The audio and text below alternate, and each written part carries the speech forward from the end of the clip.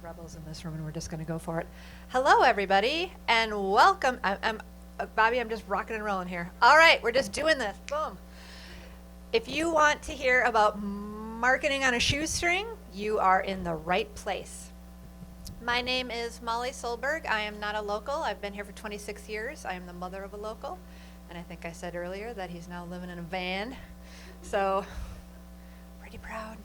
But he's an engineer who also lives in a van, so that's good. So mom's proud. I have been in the outdoor industry for probably 11, 12 years. I started the social media, for all those that are locals, I started the social media breakfast Twin Ports group, SMBTP with a hashtag. And the Facebook group has been going on for 13 years. We're at 1,000 members, and we meet for free thanks to this amazing community that we have here. And we meet kind of every month. After the pandemic, we're like, meh, if we have something to talk about, we talk about. We met last month on AI, which is why you'll see a lot of my slides were made with AI. So we will chat a little bit about that today too. So I am now a marketing consultant. I have Molly Solberg Marketing. I only do marketing training for small businesses, entrepreneurs, and so they don't have, so marketing on a shoestring is like $0. They've got nothing. They're just starting out. So this is all I do all day, and it's been amazing. I Zoom with clients all over the region.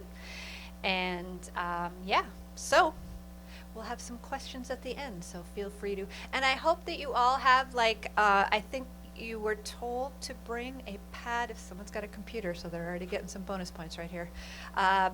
But to make this more interactive and to get more out of it, I would love it if you had like a pen and paper or your phone that you're writing some notes down so we can get the most out of this presentation. So, made this in, which we will learn later, Canva, a free software. So you can do all these cool and amazing things in marketing, and that is a free account that I have. So keeping with the outdoor theme, what we are going to learn today, we are going to learn about knowing who your audience is, knowing who you're talking to, leveraging social media. I think they're like, you have the social media group in town. Teach me about social media. And the immediate thing I do is say, let me see your website. No, I just need help with social media. I'm like, well, social media is there to drive traffic to your website. Your website is your end-all, be-all. It's where you have your sign-up sheets. It's where volunteers can come. So that's the place to be. And then content marketing, that's what most of my businesses struggle with. Like, I just posted on Facebook yesterday. Now what am I supposed to talk about? So I'm going to give you tons of ideas, so you're never going to run out of content to be posting, not just on social media, but on your blog and newsletters and everything that you do. And then we're going to talk about the importance of email marketing. Email marketing is not dead, and you're going to see some statistics that are, they're just going to be mind-blowing. You're going to love those. And then AI, but those hiking boots are going to march up AI a little bit closer to the content marketing piece. And then we're going to end with a valuable partnership. So nonprofits, the partnerships are valuable, and not just for nonprofits, but for those marketing on a shoestring. If there's two businesses together talking about the same thing, it doubles your exposure. So another AI image, and it's been fun to create some of these AI images because I wanted this to be like a hiker reaching the top of the state of Minnesota, and it doesn't quite understand what that is, but I thought that'd be cool. So this is, but sometimes they don't have arms and legs in the right place. This is like a kind of a tripod thing, so it's just interesting that AI is evolving. But there is, for free, it's called Free Pick, P-I-K, and I just went to freepick.com, or I just went to free AI images, and you look for free AI text to image. And so the more specific you can be about putting in what image you want, the better off it's going to be. So this is pretty cool. So first of all, in your marketing, we have to figure out what is your goal. So that's one thing you're going to write down, because everything you do marketing-wise comes down to your goal. So it's the very first thing that I talk about when I work with nonprofits, small businesses, medium businesses. What is that goal? Is the goal to sell 25% more over this holiday season? Is it to hire an employee by next year? Is it to increase your volunteers by 10 for your next event? What is that one thing that you want to accomplish in your marketing? Because then everything, I ask businesses, what is your goal? And they say, well, I do this, but I'm known for this, but I really want to transition into consulting work based on what I do. And I said, okay, great. There's no page on your website that talks about consulting. None of your content talks about consulting. Nothing online. So if that is your goal, the first thing we can do is just talk about it online so people can find you. So write down what that one goal is, and we're going to give you all the steps you need to accomplish that goal. If you are in the retail space, this is huge. What's coming up right now is your Small Business Saturday, your Cyber Monday, your Black Friday, holiday shopping. So those are important. If you're in the nonprofit space, then you're always going to need more dollars, you're going to need more volunteers, you're going to need your messaging to get out there. So we'll be talking about that as well. So the first thing we're going to do is write down that goal. And then here's another AI generated image, and it took like 20 different times for them to get some sort of a shoe with some sort of a connected shoelace here. So that is maximizing impact, which is your mission and vision. And this is like a really boring part of the presentation. I was like, mission and vision. But for nonprofits, it's an ever evolving. When I started on the Glenn Sheen board, which was like 8 years ago, their mission statement was like an entire page long. Ask any employee at Glenn Sheen what the mission was, why they were there, no idea. So then we condensed it as a board into one paragraph. And that lasted for 6 years, and then it was condensed down to celebrate preservation. So all of the celebrating that Glenn Sheen did around the concerts on the pier or all of the weddings or whatever they did, and then the preservation piece of it, which is obviously the historic home that it is. So went down to 2 words. So maybe if you're a nonprofit, you should rethink your mission and vision to make it something that I can't remember the page of what Glenn Sheen was, but I can remember celebrate preservation. So maybe something to look at, because everybody has to be on board with what your mission is, and everybody has to see your vision. So the more clearly everybody in your organization or your business understands what that is, the more that you're able to put that out there. And especially if there's a team of a couple people doing marketing, it's very valuable to everybody be on the exact same page, that you're speaking with whatever your tone is, whatever your voice is, and whatever your mission is.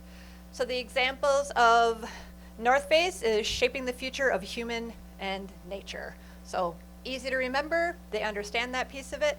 And then Patagonia was their vision was saving all wild places, was saving the whole planet. So we're in business to save our home planet. Easy. Every employee understands the mission, and they can go out and live at each of their work days with that. So now another AI generated, I think we have. It's kind of fun to see what they come up with here. So now we have to build that buyer persona. So don't worry about building fake people, but I mean fake people like his name is Bob and he likes hummus and has a black lab and he plays disc golf and eats microgreens on his sandwich. And so we don't have to be that specific, but just take who is your best customer or who is your best volunteer and get more of those people. So when I worked in the outdoor industry, we had one customer that just like loved everything we created, bought everything, commented on everything. It's like if we could only get 10 more of those people, we'd be good to go. They'd be ambassadors. So really think about, and even if you're in the nonprofit space, who is that best donor? Who is your best volunteer? Who spreads the message? Who signs up for all of your events? Let's get more of those people. So then we can talk to, if it's Molly, if Molly is your best volunteer, then if we can just talk to the Mollies of the world and get 10 more Mollies that are speaking that all Molly language, and there's really nobody that speaks my language, but okay, let's just say that it's easier to get more people to sign up, like the like-minded people that you already have.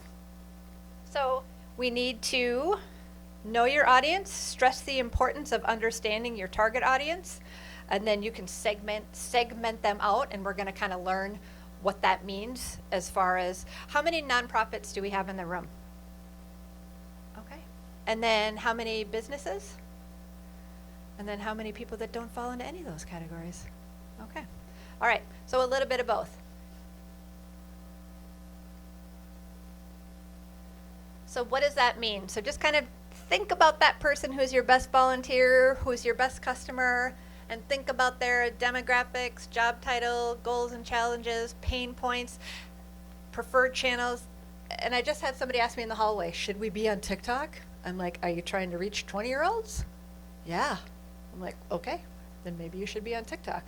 But then I have some clients up on the Iron Range and they're like, you know, should we be on TikTok? And I'm like, you know, who's walking through your store every day? And it's like, oh, people in their 60s and 70s. I'm like, then why don't we run a story in the newspaper? Because they all get the paper. Okay, great, let's do that. So that's what I mean by preferred communication channels. What are their values and interests? Because whatever values they share, and especially if you're working for a nonprofit, find people with more of those values that align with the missions of your nonprofit. And then I'm going to go back to pain points because it's really, you know, what is that pain point? Why can't you get more volunteers? Well, because it's always on a weekend and they can't come. We've had 5 of our top volunteers say that they can't come on a Saturday. Why don't we make the event on a Thursday afternoon? So really figuring out why they aren't converting for whatever reason. Why aren't they giving at your fundraiser? Well, because they were just at another event and they gave money to that charity or that nonprofit, and so they didn't give to this nonprofit. Yours the next day. Well, maybe you switch and have it at another time. Maybe you run another event. So really finding out what that pain point is, finding out why you're not getting more volunteers, what might be holding them back from the fundraising piece of it, from not completing the purchase and buying, what's holding them back. Let's figure that out. And then there is the social, this is like really high up there. Social media. So again, we talked about goals. We talked about platforms. A lot of my clients aren't on, I'm not going to say Twitter anymore, but X. They're not on X anymore. I encourage you to be on that if you're more of like have news, like a news channel that you have to be on the news. I don't think a lot of people are on there anymore. Facebook and Instagram. Some people are on Instagram and not Facebook. Some people are on Facebook and not Instagram. It's really easy to tie the two together and just post once and it goes to both platforms. So post once and you're done. So just cover that. Snapchat, I don't know if Snapchat's really relevant unless you're trying to get a hold of your 23-year-old, then you definitely need Snapchat. But I have found some success and some local businesses have found success on TikTok. If you're creating that reel, if you're creating that little video piece, then you just drop it in TikTok and share it elsewhere. You're making it for Instagram, and then you can share it on TikTok. So, and then we're going to talk about content. And for your nonprofits, that storytelling piece is going to be huge. How do you tell that story? How do you tell your story about your nonprofit? How do you tell the story of the volunteers that you have? How do you tell the story about the people that your nonprofit is there to benefit? That's huge. And then engagement. Ask questions, get some feedback. Guess what? People on social media like to share their opinions. Totally shocking. So let's encourage them in a good way by figuring out maybe what some of their pain points are. Hey, if we're going to hold an event, if we're going to hold a walkathon, would you rather have it, on a Tuesday? Would you rather have it on a Saturday, fall, summer, winter? And gauged on their response, you can plan accordingly. And then the promote button. So who follows the National Park Service on social media? You do this right now. And and if you were to ask me a long time ago, like, should the National Park Service be funny? I'm like, no, they should educate. But they are brilliant at educating during humor. So if you can't read it, it was Fat Bear Week. She's beauty and she's grace. She stuffed so much salmon in her face. And then it goes on. And bison on vacation, pictures be like, and there's all these like random like bison on vacation. Where do you find bison in the national parks? It's a common question we hear. You never know. So, and if you follow him, when there was a threat of the government shutting down, like everybody was panicking that meant the social media person for the National Park Service because it's a national treasure. So we gotta be careful. We gotta soak it all in now. And I just had to throw in one more because they're so brilliant. Ask us again, really, may I ride the moose? But here they're educating by saying like, no, really, ask us. That's what we're here for. It's part of our job to share friendly safety reminders for the most part. Like, don't eat that. And yes, that will hurt. And riding a moose is traditionally frowned upon, even though there's an image of Teddy Roosevelt riding a moose in the water that they say is photoshopped, because it was. So sorry for all the lectures and friendly reminders. In conclusion, thank you for acting responsibly and safely and setting a good example. So humor does work in certain situations, but I highly encourage you all to. And as I was coming in here, it's Bat Week, and so they just posted like na na na na na na na na Bat Week. So very clever. So this is called marketing on a shoestring. So think of other nonprofits and think of other businesses that don't have a shoestring, that don't operate on a shoestring. I tell my clients, like, what is your business? Like, well, I repair electronics. I repair radios. It's like, no, nobody repairs radios anymore, which is sad. But so I say, let's go on to Best Buy or their Geek Squad and see what content they're posting. Like, I make homemade dresses and I sell them. Let's go on to Target and see how they're selling their dresses. They have $1 million marketing budget. They've already done the A and B testing and the focus groups and what colors work and what don't work and what language and keywords and all of that stuff. Let's just go and see what they do because it's working. The Sierra Club is we are the America's largest and oldest grassroots environmental organization with 1 million followers. What are they doing? Right here. Number 1, an hour ago, plans to go live. So maybe that's something that you can do in your organization. You can plan to go live. You can plan a Facebook Live event. And if all this stuff is scary, it's free. Googling, how do I hold a live event on Facebook? And it will walk you through step by step. I've just given away my whole marketing strategy right there. So again, let's just follow the people that are already doing it well. What else are they doing? This is just an example of some of the photos that they're talking about. We know how fun signing a petition is to ask the EPA to set strong safeguards for polluting systems like water heaters, furnaces, blah, blah, blah. So they're getting our attention to sign this petition by, like, I bet he's thinking about other women and he's thinking about the EPA hasn't set pollution limits yet for outdated water services. So using humor to get the point across, I read this, I had to click on it, had to sign the petition, and hopefully you'll all sign the petition too. Another one with 1.4 million is, again, the American Cancer Society, one of the biggest top-rated organizations for fundraising. They have a fundraising button. How do we get that fundraising button on your nonprofit piece? And they have featured, they've put at the top here, they've pinned 2 stories, and you can see the hugs and these just look like something that we want to watch. Pulls at our heartstrings, makes us want to donate. And then I always go to organizations and I go to their photos and I pull all of them together collectively to see what they look like. What is the branding? And again, we're going to talk about Canva, CANVA.com, which is a free graphic design software. Sorry to our graphic designers in the room. But you can set what your branding looks like, what your logo template, all that kind of color all matches. But you can just kind of see that they use a lot of images, a lot of faces, a lot of people, hugging, but it's a lot of close-up faces. So if you look at your organization as a nonprofit or in your business and you see that it's just all product-based or just all information-based and not actual people's faces, we know that that doesn't do well. We know that this does well. They post what does well and what gives them more funding for research. So let's use more faces. And then we have to have the boring slide, which we have to create a marketing plan in 9 steps. But now we know the social media platforms. Now we know we're going to look at those players in our space who have, hundreds of thousands of followers, and we're going to see what they're doing. But just know, clarify your purpose. We talked about that. What is your goal? Choose your marketing segment. Select content formats. So that means we're going to do You can do your funny little cartoon post, but then you should actually do a photo post. You should actually do a little live on it. You should do a little video piece on it, a reel. So you should, you could do a blog post. So your infographic, you're diversifying your content. Create a content calendar. We're going to talk about that. Create valuable content.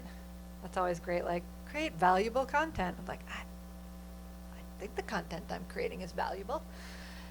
Engage across, analyze. People don't do that. Go back and look and see what your posts have done last year and see what's done well. We don't need to reinvent the wheel. You're like, oh my gosh, I'd never looked at the analytics before, but now going back in, when I did a Facebook post based on a review, so maybe you're a product base and someone left you a great review and that got 25 likes as opposed to every other post that just gets 2 likes. Let's create more of those posts that get 25 likes. I think we forget to go back and look and see. Here, I promise free. I said Shoestring. Shoestring's free. So medium.com/Google Sheets Geeks. It's a social media editorial calendar, and this is cool for your organization too. And don't freak out that you have to do something every single day of the week. That is absolutely not necessary. That's a lot. I know a lot of my clients get overwhelmed. I'm like, let's not worry about that. Let's make sure your website is in order and people can find everything that they need. Let's make sure you're creating new content, whether that's a blog that you can then share on social media. Social media is great, but just don't let that bog you down. But here's just a free tool that you can use, free, to help plan that out. And again, if you've got other people that are helping, it's great so that you can all share this Google Doc, and so everybody can go in and kind of see what's coming up next.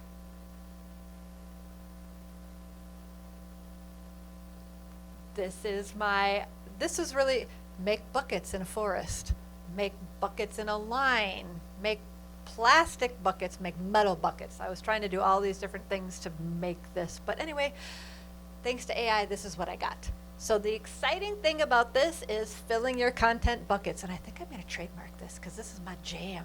I'm all about this. So that means what's in each of these buckets. So the first bucket, if you're a nonprofit, is your fundraising and what that goal is. Your second bucket is your volunteers. Your third bucket is the people that you benefit. And then the fourth bucket is events. Did I say events already? Events. So you've got the fundraising piece of it, you've got the volunteer piece of it, you've got the people that your mission, why you're doing what you're doing, those stories, and then you've got events. So then you can take the time once to fill up those buckets. Like, okay, for fundraising, we're going to talk about some of our donors, some of our partners, what we're going to what we need to do with those funds. If we just get $100 more, we can build this little section of trail. And I know that COGS was really good about saying like how much money it took to get one section of that done. It was like $35 can make this much trail or whatever it was. So I was like, ooh, okay, that's great.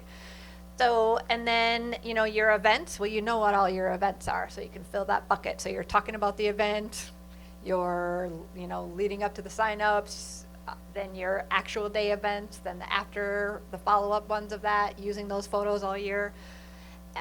If you are a business, maybe the first bucket is the products that you sell or the services that you provide. And then the second bucket is people using your product or people using your services. Then the third one can be reviews or helpful tips. My social media, if I find that great article about that medium with a free spreadsheet, I'll share that on my Facebook page. I like to share those tips. And then maybe the fourth bucket is partnerships or events. I mean, Duluth community is fabulous. Just went to an event with the Entrepreneur Fund that helps emerging entrepreneurs in the area. They posted content, tagged me in it, tagged the award winners. I tagged my award winner that I was interviewing. They tagged me. So like that thing went, it blew up because I was all these people and all sharing this content. So it was like on all of my news feeds and in all of my social media spots because we were all partnering and all tagging that piece of it.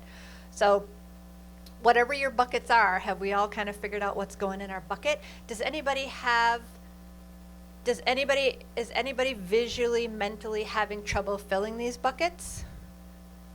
If we just have one person raising their hand, I'd be happy to help them out. It's kind of be fun to do a little exercise and walk them through it. Everybody knows their buckets? Everybody has filled their buckets? Yay, all right, that's amazing. Awesome.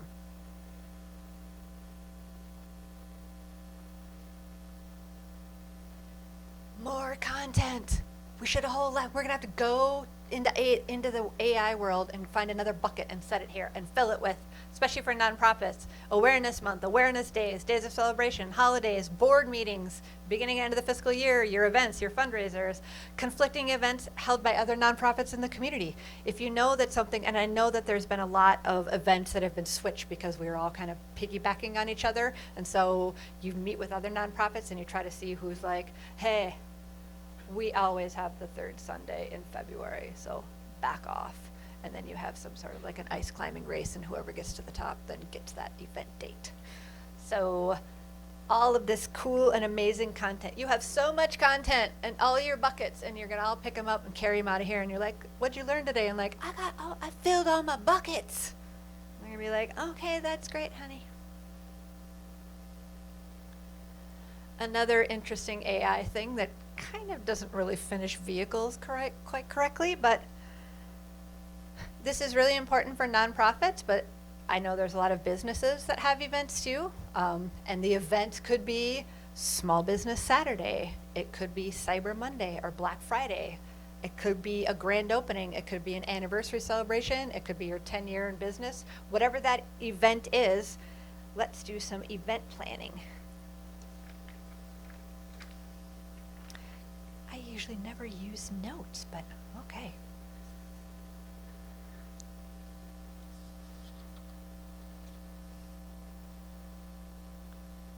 And here's my favorite. Who here uses Canva?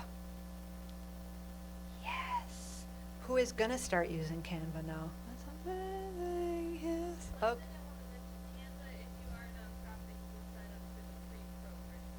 So she said if you're a nonprofit, you can sign up for the free pro version. Ding, ding, ding. That's awesome. So that means with the pro version that you can go in and upload your logo, and then it scrapes it for all your Pantone colors, all your colors, so you can build templates in there, and that's awesome. Another free, high five, free tip. So I have the free version here, and I just use it for everything. There are, the social media breakfast last month was on AI, and there's a new Magic Studio is their new AI tool, so that's a really cool feature. I also highlighted the app. I highlighted the brand there because you have to be a pro version, but the brand is where everything lives, you know, your font, all your colors and everything. But then their apps have like a ton of like music plug-in things and all kinds of, like altering images things. They've got tons and tons of apps. So this has been huge. I started creating the presentation here in Canva, and that first agenda piece I had created it here in Canva. So you have an event coming up, and it is a bike race or whatever it might be. This is going to be maybe a pro one, but you can just look for free templates. And so you just click on the free template, you change it to, COGS, bike race, upload a photo from the last bike race, put the days in there, and you're good to go. And then just hit that share button in the upper right-hand corner, and you can share it all or print it off. Canva was bought by Vistaprint, and so it's easy to just print stuff right through there. I obviously encourage everybody to use your local graphic designers and your local print shops. If you're a nonprofit that has $1, no dollars to spend, then this is another option for you. But maybe you can reach out and they can do a donation for you by printing these for free. So you're going to plan it, you're going to design and create it, and you're going to promote it. And that's the fabulous thing about events. And so now you've created this beautiful flyer for your bike race that you have coming out. And this is how we used to promote. This is my fun little AI generated hear ye, which is fine. You can stand on the side of the street right here outside of Zeitgeist and say that. I tell my people to do number 1, create a Facebook event. I search for things to do in Facebook events. What's going on this weekend? Gonna see, we are going to a Lutefisk feed tomorrow based on the Facebook event that I saw. So you're gonna share it to your page. You can share it with a group. You can share share it onto your personal page so all your friends know about it. You can get your members to share it. You can tag the donors that you've had donate, all of those things. So if I have a client with a small business and I say, if there's only one thing you can do for your business, I say it's create a Google business listing. You do not need a physical location for that. I don't have a physical location. I have a service area that I provide.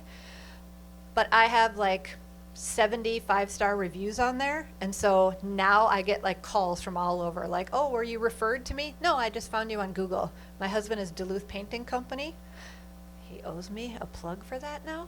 But all of the referrals he get, I said, oh, is this a referral? He goes, no, I think this is a Google. I said, okay, then that's me, and I want my cut.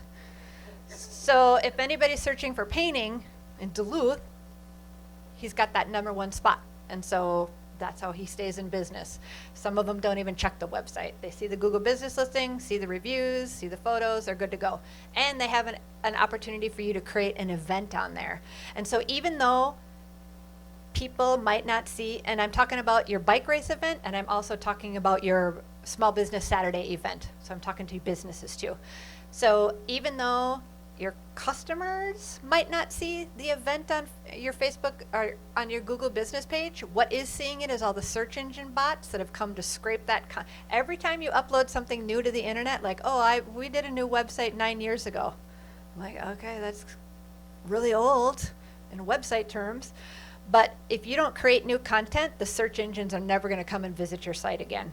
So if you want to be known for that one thing, whatever your nonprofit is good for, start creating a bunch of blogs on your nonprofit's mission, because now the search engines are going to come and grab that content and put it in front of you. So it's a big deal. So create a Facebook event, create a Google business event, and once you claim your Google business, it's just a little button that you push. It says event, but we can talk about that later, afterwards, if you have questions. Press release. It is really easy to write a press release. I'm going to show you that.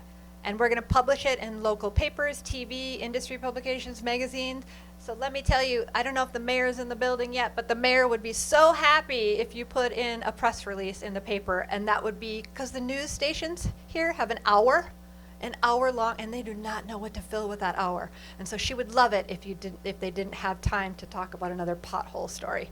So the more that we can submit press releases to the paper, the better it's going to be. And you know, my little secret to getting the story in the newspaper is I go and find Dan Hanger on Fox 21, and I follow his persona on Facebook, and I'm going to be like, Dan, super big fan, love your dog Brewster. Hey, I got a story. Let's submit it to you. And, oh, okay, great. Yeah, my dog is fabulous. He's obsessed with his dog. So he's going to be like, yeah, we're going to talk about the story on tomorrow's 9 o'clock news. So that's your little slide into their DMs in a non-creepy way to provide them a story on the press release that you've got.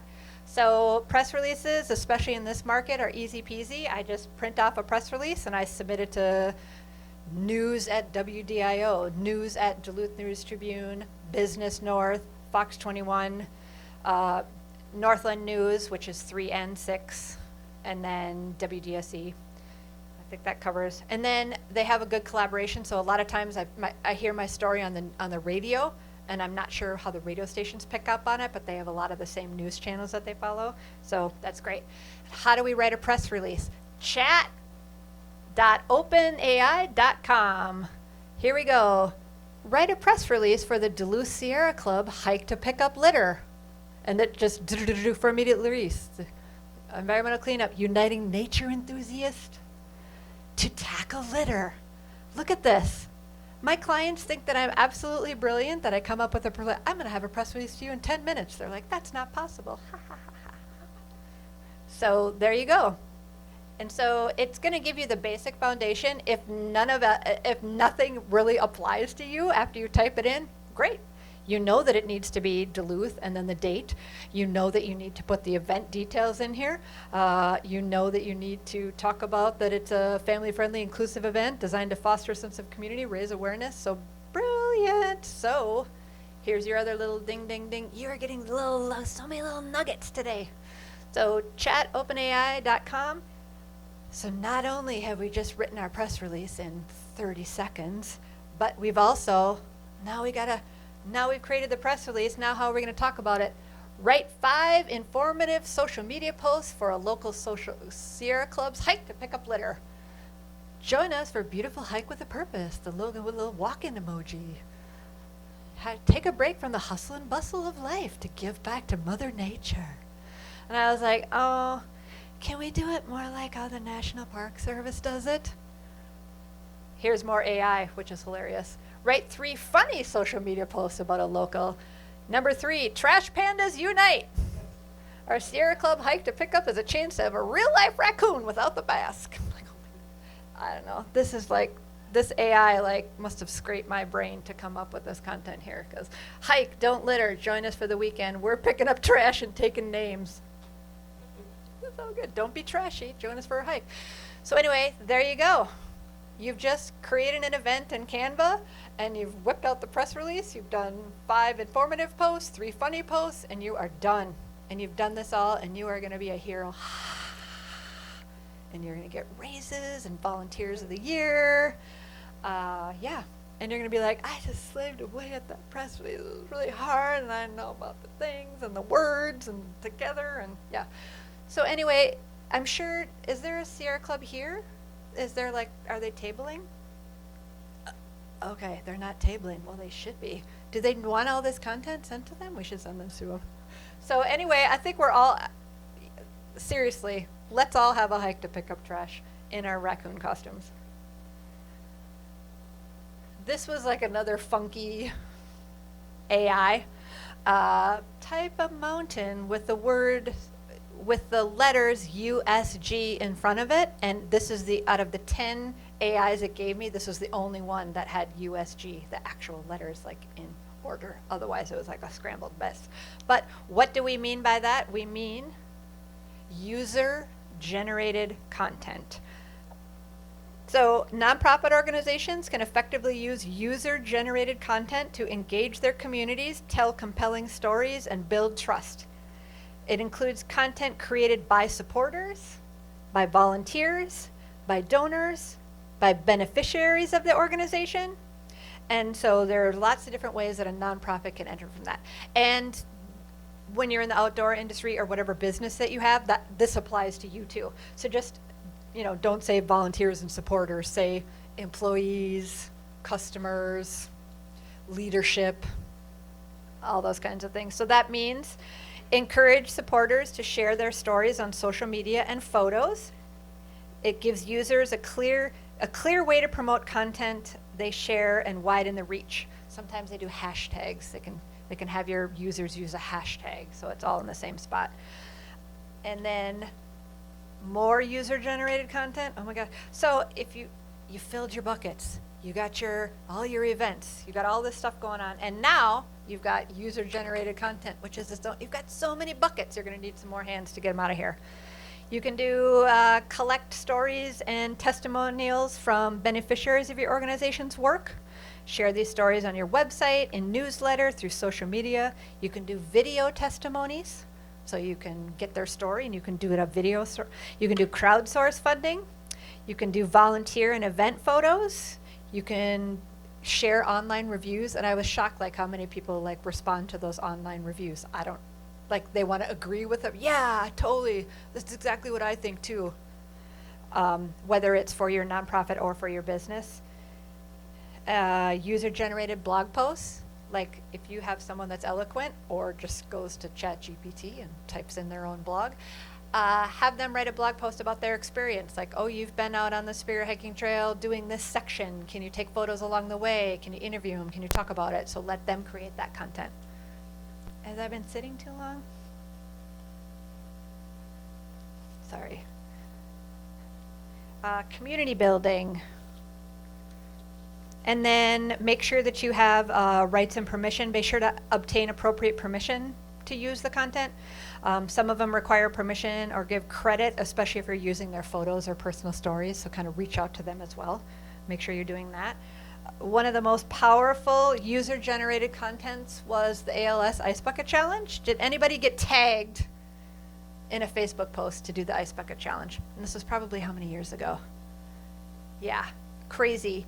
So as annoying, and this is Tom Hanks, but as annoying as this was to be tagged on this to do the Ice Bucket Challenge, I got tagged, they tagged 5 people, my cousin did it, tagged me, all these people tagging, it was all over I'm like, please nobody tag me in this Ice Bucket Challenge because I don't want to dump a bucket of ice all over my head. And if you don't do it, then you have to donate to ALS. This raised $220 million. $220 million. I ended up being the beneficiary of this as my mom was diagnosed with ALS after this. And because of that $220 million, she was able to get tested to see if it was genetic, and it wasn't. So thanks to the Ice Bucket Challenge, it will not be passed on to me or my son. So thank you if you dumped a bucket of ice over your head, because it helped me directly. Okay, now we have, how are we doing? Now we have search engine optimization. I have to talk about this really briefly because it could be a 17-hour seminar. But search engine optimization just means, can people find you? Can they find you? And they can find you by 2 ways. Well, they can find you by 50 ways. Google changes its algorithms daily, sometimes twice daily. So that's what keeps me employed, trying to keep up on them, keep up on the algorithms. But it's mainly just this. Keywords, making sure that your organization, the businesses, the services that you provide, the products that you sell, make sure that you're saying that word a lot and that you're using links. They see links as a higher authority a little bit more than keywords, meaning I have a tire store across the street. Bobby has a tire store. I link to Michelin and Goodyear. She doesn't. I will always appear ahead of her in the blogs. They see my website as having so much more credibility by linking to another company that has 100,000 page views. So on the homepage of my website, I link to places I've spoke. So I have UMD's logo, St. Scholastica's logo. It's not out of vanity, even though I am an only child.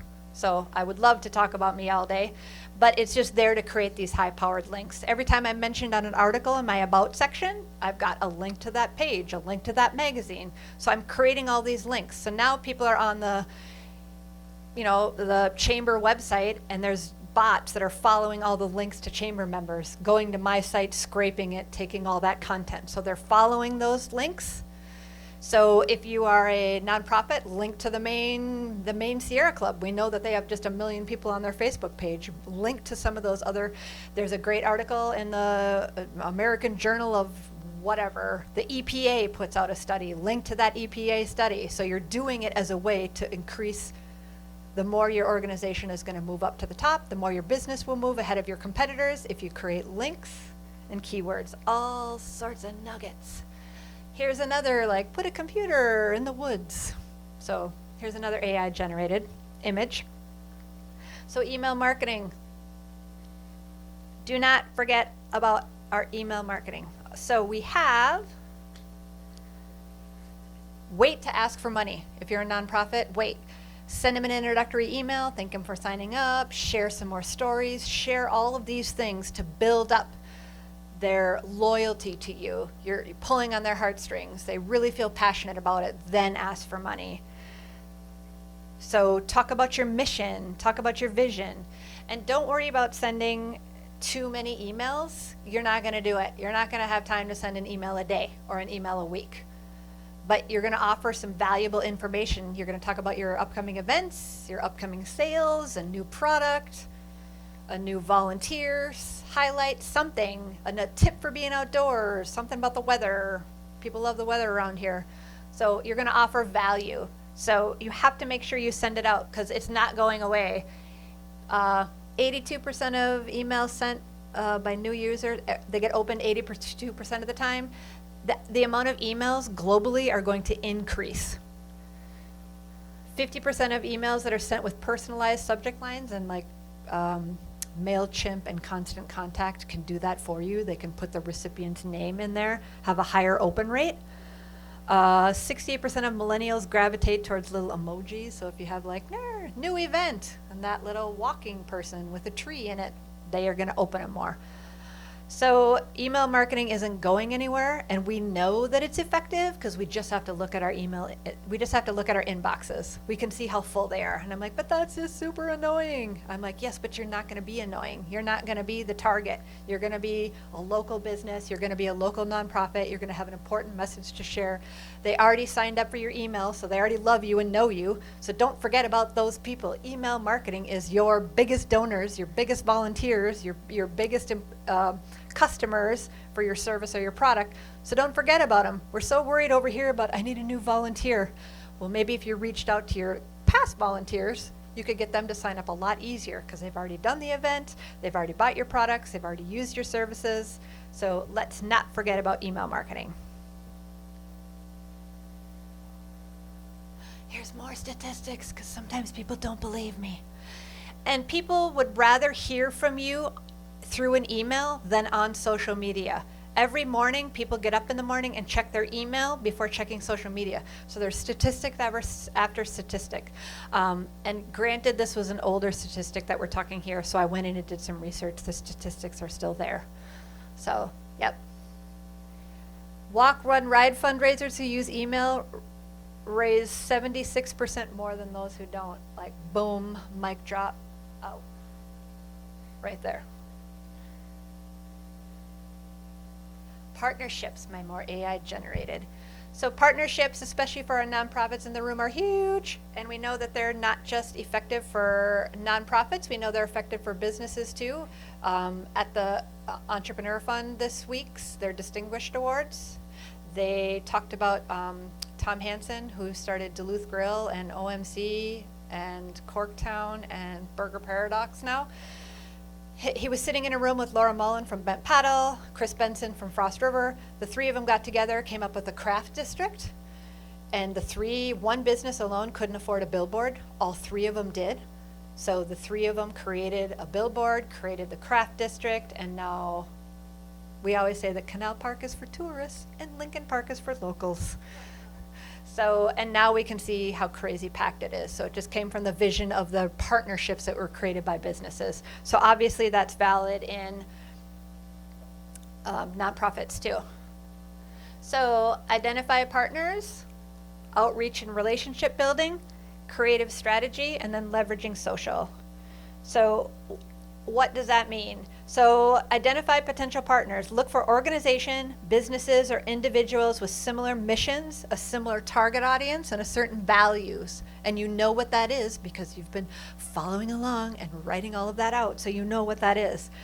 They can include other nonprofits or local businesses, corporations, government agency, and I think we heard Hansi talking this morning about the partnerships that were able to be created within this city. And because all of the partners came together, all of the wonderful outdoor amenities have now been created, not just by one, but including everybody, including the two mayors that we've had now as potential partners. So you don't often think of the government agencies as being partners, and I think we learned from Yolanda too about her work trying to work with the Department of Transportation and how that was invaluable to her mission that's trying to accomplish.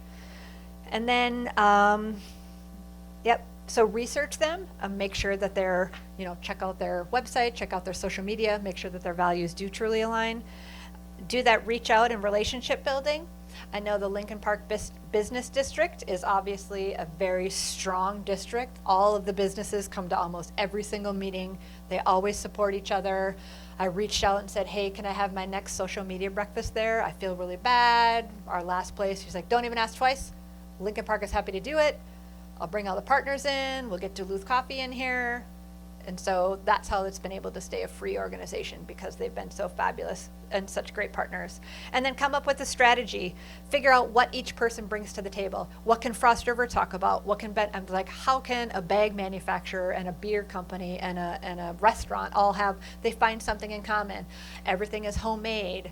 How they try to use local as much as they can. So they each help promote each other. So they've worked out that strategy. So what other nonprofits, what other government agencies can you reach out to? And coming up with a strategy. And then having a joint initiative. So again, I talked about if I post something on Facebook, it doesn't get anywhere. When Entrepreneur Fund tags me in it, I go viral in our tiny little Duluth business community. So The more you can share each other's content, the better off you're going to be. I'm trying to be respectful of time here. So, building partnerships. How much like that, like the ice bucket challenge, like so many of us in that day, like we got tagged in it, and so it was seen by so many people. That's huge. What did we talk about today? I talk really fast, so hopefully you've all paid attention. So knowing who that audience is, finding that perfect volunteer, and trying to get 5 more. If we just had 5 more Lisas, we'd be good to go. We learned how to leverage social media because we filled up our content buckets, and we created free stuff on Canva, and we have a free content calendar, and we know all the dates, and we formed the partnership from the nonprofit down the road. So we're leveraging social media. We're alternating between user-generated content from the event that we just had, the fundraiser we just had. We're going to post a reel on Instagram, and it's going to go viral, and then we're going to take that and save it and post it on TikTok, and then it's going to go viral on TikTok. I'm proud that I have a video on TikTok that got to 140,000 views. It's pretty exciting. It was on supper clubs. Anything food related, yep. And then we learned about AI. So we learned about freepick.com to create some AI. We learned about ChatGPT. I have done A and B testing with Bard, because Google is kind of the end all be all, and Bard is Google's tool, and I'll do them side by side. I'll put something in ChatGPT, and then I'll put something in Bard, and I won't get the quantity of the answer that I want from Bard yet as ChatGPT. So we've learned about ChatGPT, we've learned how to create images, we've learned that there's a little magic tool in Canva that you can use, and then we've learned about the value of partnerships. It just gets the word rather than you putting out the word. Having 10 people put out the word is super valuable. So we have an AI generated